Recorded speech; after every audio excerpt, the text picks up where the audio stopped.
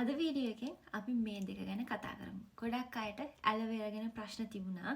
ඇලෝවෙරා ගැන මම TikTok video එකක් කරලා දාපුවාම ඒක ලොකු කාලගෝටියක් වගේ එකක් වුණා. කමෙන්ට්ස් දානවා, එක එක ප්‍රශ්න එකයි මේකයි. ඇලෝවෙරා ගැන ඔයාලා දන්න දේවල් කියන්න. ඒ වගේම තමයි අද මම ඇලෝවෙරා ගැන මම දන්න දේවල් කියන්න යන්නේ. හරි. ඉස්සෙල්ලාම අපි කතා කරමු ඇලෝවෙරා ක්‍රීම් එකක් මම පාවිච්චි කරන්නේ මූණ සුදු වෙන්න නෙමෙයි. මගේ මූණ සුවපත් කරන්න. හම මූණ කියන්නේ මගේ හම මූණේ විතරක් නෙමෙයි ශරීරයේ ඕනෑම ස්ථානයක ඇති හම සුවපත් කරන්න තමයි මම ඇලෝවෙරා පාවිච්චි කරන්නේ. මම මුලින්ම ඇලෝවෙරා පාවිච්චි කරේ මෙන්න මේක. මේක පාවිච්චි කළා මම මේක ගැන මට රිසල්ට්ස් හොඳ නිසා TikTok වීඩියෝ එකක් දැම්මා. එතකොට ගොඩක් අය කියපු දේවලුත් එක්ක ඒගොල්ලෝගේ අදහසුත් මම මේ වීඩියෝ එකෙන් ෂෙයා කරගන්නවා. ඒ වගේම ඒවට මගේ ප්‍රතිචාරයත් මේ වීඩියෝ එකෙන් ෂෙයා කරනවා. මේක පාවිච්චි කරාට පස්සේ පින්කිස් ඔන්ලයින් කියලා පේජ් එකකින් මෙන්න මේක. මෙන්න මේක ඊට පස්සේ මම පාවිච්චි කරන්න පටන් ගත්තා. එතකොට මේකේ වෙනසයි මේකේ වෙනසයි මේ දෙකත් අපි කතා කරමු. ඉස්සෙල්ලාම මේ ඕනම වෙලාවක අපිට මේක පාවිච්චි කරන්න පුළුවන් හිරු එළියට යන්නේ නැතුව. මම නම් මේක පාවිච්චි කරන්නේ හවසට විතරයි. මොකද අපි හදිස්සියේ හිතන්නකෝ දැන් වැස්සක් එනවා.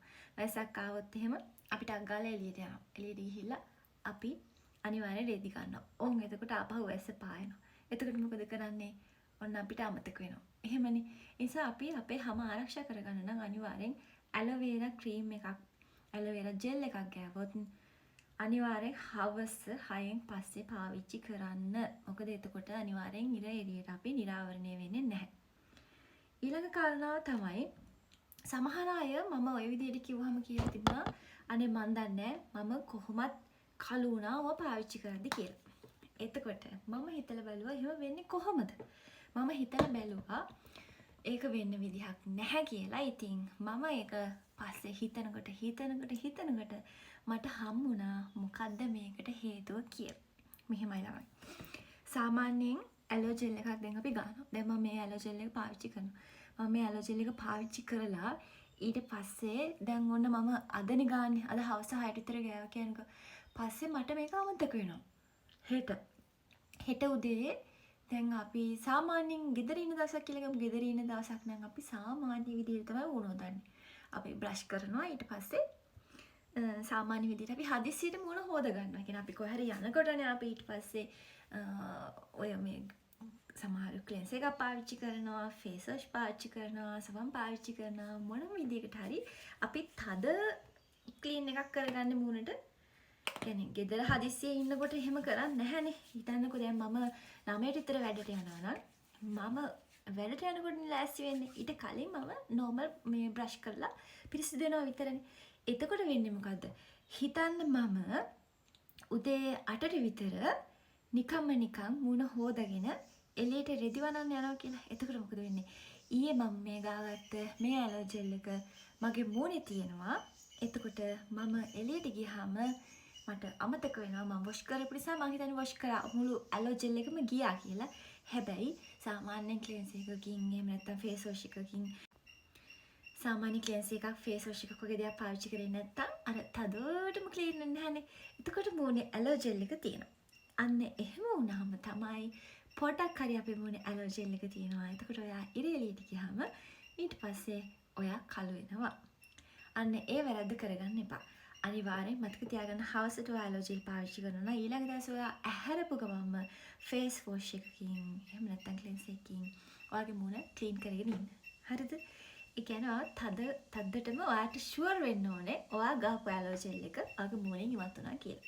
ඊන් පස්සේ ඔයා ඉර එළියට ගියා කියලා ඔයාගේ ප්‍රශ්නයක් වෙන්නේ නැහැ. ඒ කියන්නේ ඉර එළියට ගියාම අපි කොහොමත් කළු වෙනවා. ඇලෝ ජෙල් එක නිසා නෙවෙයි කළු වෙන්නේ. ඕක මම හොයාගත්ත දෙයක්. හරිද? ඔක මම හොයාගත්ත දෙයක් කවුරුත් කියපු දෙයක් නෙවෙයි. මට ඒක ෂෙයා කරගන්න හිතුණා. අනිවාර්යෙන් ඔයා අතින් ඔය අත්තරද්ද සිද්ධ වෙලා ඇති. ඊළඟට අපි කතා කරමු තව දෙයක් තියෙනවා.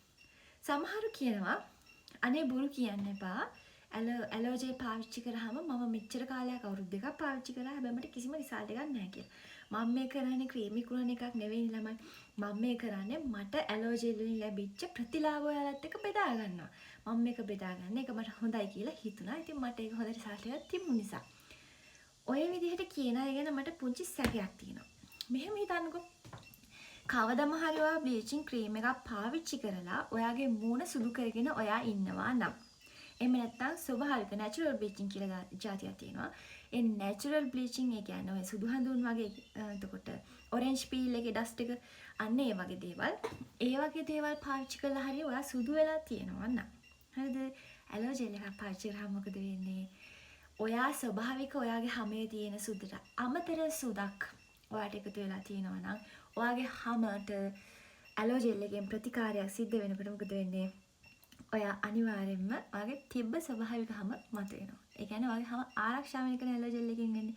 ඒ කියන්නේ ඔයා වෙන මොන හරි පාවිච්චි කරලා සුදු වෙලා ඉන්නවා නම් ඇලෝ ජෙල් එකක් ගාපුවම මොකද වෙන්නේ? ඔයාගේ තියෙන ස්වභාවික හම ඇත්ත හම මතුවෙන්න පටන් ගන්නවා. ඒකට මට කියන්න තියෙන්නේ ඔය ඇලෝ ජෙල් එකට කළු වෙනවා කියලා කියන අය එක්ක හරියට පාවිච්චි කරන්න දන්නේ නැහැ. එහෙමත් නැත්නම් එයා බ්ලීචින් ක්‍රීම් එකකින් එයා නොදැනුවත්වම සුදු වෙලා ඉඳලා එයාගේ ස්වභාවික හම මතුවෙලා කියලා. ඇලෝ ජෙල් එකට කළු වෙනවා කියන එකට මම හොයාගත් දේවල් දෙක තමයි ඔය. හරිද? එතකොට මම දැන් කියන්නම් ඔයාලට මේ දෙකේ වෙනස. හරිද? මම මුලින්ම පාවිච්චි කරේ මේක. මේක පාවිච්චි කරාම මේකේ තියෙන වෙනස තමයි මේ තව ටිකක් තියෙනවා. මේක හොඳයි. හැබැයි ටිකක් තදයි. ඒ කියන්නේ හිතන්න මම මේක පාවිච්චි කරලා නිදා ගන්නවා කියලා. ඒකට මට දැනෙනවා මේක මෙහෙම මූණේ ඇලෙන ගතියක් මෙහෙම තියෙනවා කියලා. හරිද? හැබැයි ඇලෙන ගතිය නැහැ. මෙන්න මේ කොරියන් එකේ. මේකත් කොරියන් එකක්. හැබැයි මම මේක ගත්තේ කඩේකින්. කඩේකින් ගත්ත නිසා මට ෂුවර් නෑ මේක ඔරිජිනල්ද කියලා. මේක කොරියන් ප්‍රොඩක්ට්ස් ගෙන්නන කෙනකින් ගත්තේ. මේ පින්කිස් ඔන්ලයින් කියලා මේ මොකද්ද මේ TikTok එකෙන්. මේක නම් මට ෂුවර් මේකෙන් මොකද වෙන්නේ? මුණේ ගාපුවම මූණට ඉක්මනට උරා ගන්නවා. ඒක හරි සනීපයි. ඒක ඇලෙන ගතියක් නැහැ. තව දෙයක් තමයි ඇලෝ ජෙල් පාවිච්චි කරනකොට ඔය පරිස්සම් වෙන්න ඔයාලට සෙම තියෙනවා නම් මෙන්න මේ ඒරියාස් වල මෙන්න මේ හරිය තදට ගන්න එපා. මගේ නම් ඒ හරිය තදට ගාපුවම මට ඔළුව එක්කම එනවා. ඒ මට සාමාන්‍ය සෙමක් නැහැ. ඒකට ඇලෝ ජෙල් එකක් පාවිච්චි කරාම මගේ ඇතුලේ තියෙන සෙම මතුවෙනවා. නිසා මම බොහොම පරිස්සමෙන් මගේ මෙන්න මේ අවශ්‍ය මූණේ කොටසට විතරක් පාවිච්චි කරන්නේ. ඒ වගේම මේ වගේ මොන හරි කැසීමක් මෙහෙන් දැන් මූණ කහනවා කියනකොට ඒකට කහන්න හොඳ නැහැ. නියපොතු වල තියෙන ජරාවෙන් ඔයාව අනිවාර්යෙන් පිම්පල් එනවා. එහෙම නැත්නම් මෙතන හානියක් නෙවෙන්නේ. ඒ වගේ වෙලාවට මම කරන්නේ ටක් ගාලා ඇලෝ ජෙල් එකක් අරගෙන ගහනවා. එමේ මම හැම ආරක්ෂා කරන්නේ ඇලෝ ජෙල් පාවිච්චි කරලා. තව දෙයක් තියෙනවා. ඔයා උයන කෙනෙක් නම් ඔයා කුස්සියේ වැඩ කරන කෙනෙක් නම් වගේ අත් පරිස්සම් කරගන්න ඕනේ. මගේ මෙන්න මේ අපි කියන්නේ සිංහලෙන් කණු මහ කැඩෙනවා කියලා අන්න ඒ වගේ වෙනවා. මම YouTube videos කරනවා. එතකොට මම ගොඩක් උයනවා videos වලට. අත් පරිස්සම් කර කර ඉන්නේ මම ඉතින් අර මේ වීඩියෝ එක ගන්න ඒ වෙලාවට හිතන්නේ ඒ වගේ. ඉතින් හැමදාම හවසට මම කරන වැඩේ අනිවාර්යෙන් මගේ අත් දෙක ආරක්ෂා කරන්න ඕනේ මම. ඒකට ඇලෝ ජෙල් ටිකක් ආගෙන නිතිය ගන්නවා. එතකොට වාගේ කකුල් පැලෙනවා නම් ඒත් ඔයාලට ඇලෝ ජෙල් පාවිච්චි කරන්න පුළුවන්. සමහර අය නම් මේ කොණ්ඩේ මේ ෆ්‍රීස් වෙලා තියෙනකොට ඒකටත් මේ අර කර්ල් සෙට් කරන්න වගේ ඇලෝ ජෙල් පාවිච්චි කරනවා. මට ඒක කරන්න බෑ. කොණ්ඩේ අනිවාර්යෙන් මගේ කොණ්ඩේ ගැවුවොත් මට සෙම ඇවිස්සෙනවා. ඒක කරන්න බෑ. තව දෙයක් තමයි ඇලෝ ජෙල් පාවිච්චි කරන හොඳම විදිහ තමයි මේ ඔයාලගේ නියපොතු හිතන්නකෝ ඔයාලගේ මේ මොනවා හරි නේල් කලර් එකක් පාවිච්චි කරලා තිබිලා ඒක රිමූව් කරා කියලා. එතකොට රසායනික ද්‍රව්‍ය වලින් මේ ඔයාගේ නියපොතු වලට හානියක් වෙනවනේ. ඉතින් එතකොට ඒ වගේ එකක් පාවිච්චි කරලා වොෂ් කරාට පස්සේ ඔයාලට පුළුවන් ඇලෝ ජෙල් එකක් පාවිච්චි කරන්න. පිරිමි ළමයිට අනිවාර්යෙන් රාවුල කැපුවට පස්සේ ඇලෝ ජෙල් එකක් පාවිච්චි කරන්න පුළුවන්. ඒ වගේ අපේ hair remove කරාම අනිවාර්යෙන් ඇලෝ ජෙල් එකක් පාවිච්චි කරන්න ඕනේ. එතකොට හැමට වෙන හානිය අඩු වෙලා කළු වෙන එක නවතිනවා. ඉතින් ඇලෝ ජෙල් කියන්නේ ලංකාවේ අපි වගේ කට්ටියට කියන්නේ මේවා ඔරිජිනල් ප්‍රොඩක්ට්ස් ලංකාවේ තියෙනවා. නමුත් මම මේ පෙන්නේ මම පාවිච්චි කරනවා මේක බිස්නස් වීඩියෝ එකක් නෙවෙයි. මම කියන්නේ ඇලෝ ජෙල් වලින් ඔයාලට සුවපත් වෙන්න පුළුවන්. ලස්සන වෙන්න පුළුවන්. ඉතින් ඇලෝ ජෙල් කියන වටිනා වස්තුව ඔය හරියට පාවිච්චි කරන්න දැනගත්තොත් ඒකෙන් ඔයා සුවපත් වෙන්න පටන් ගන්නවා. මම නම් ඇත්තටම මගේ පිම්පල්ස් අඩු කරගෙන මුණ පැහැදිලි කරගත්තේ ඇලෝ ජෙල් වලින්. තව තියෙනවා. ඒ කියන්නේ පිම්පල්ස් නැත්තරම නැති කරගත්ත ක්‍රමය මම ඊළඟ වීඩියෝ එකෙන් කරන්නම්. මොකද මේ වීඩියෝ එක දිග වැඩි වෙනවා. එහෙනම් ඇලෝ ජෙල් පාවිච්චි කරලා දැනට ඔයා හැම සුවපත් කරගන්නකෝ. තව වීඩියෝ එකකින් හම්බෙමු.